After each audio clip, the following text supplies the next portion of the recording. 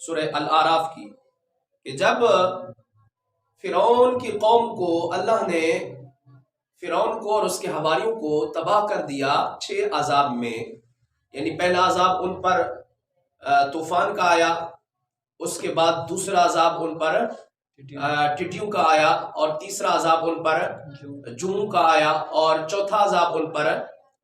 مینڈک کا آیا، اور پانچواں عذاب ان پر خون کا آیا، اور چھٹا عذاب ان پر کہ ان کو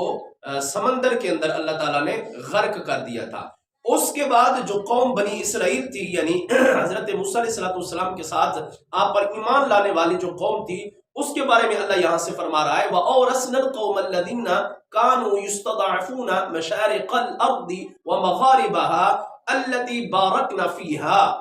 اللہ فرماتا ہے پھر اس کے بعد اس قوم کو ہم نے اس جگہ کا وارث بنا دیا، اس علاقے کا۔ مصر اور شام یہاں سے مراد ہے، یعنی ان کا مشارق مغارب سے مراد یعنی مصر، سرزمین مصر اور سرزمین شام ہے۔ بہت سارے محدثین نے فرمایا اس سے مراد شام کی زمین ہے اور اس سے مراد مصر کی زمین ہے، اور اس زمین کے اندر اللہ تعالیٰ نے برکتیں رکھی ہیں، بارکنا فیہا، اس میں برکتیں رکھی ہیں۔ تو محدثین کرام فرماتے ہیں کہ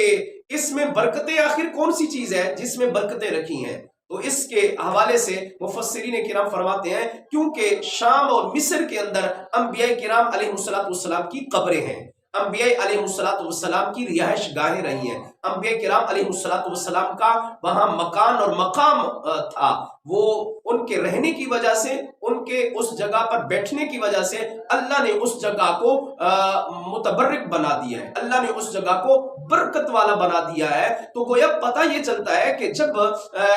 کہیں بھی کسی بھی مقام پر کسی بھی جگہ پر اللہ کے ولی رہتے ہوں، اللہ کے نیک بندے رہتے ہوں، اللہ اس جگہ کو بھی برکت والا بنا دیتا ہے اور اس جگہ پر بھی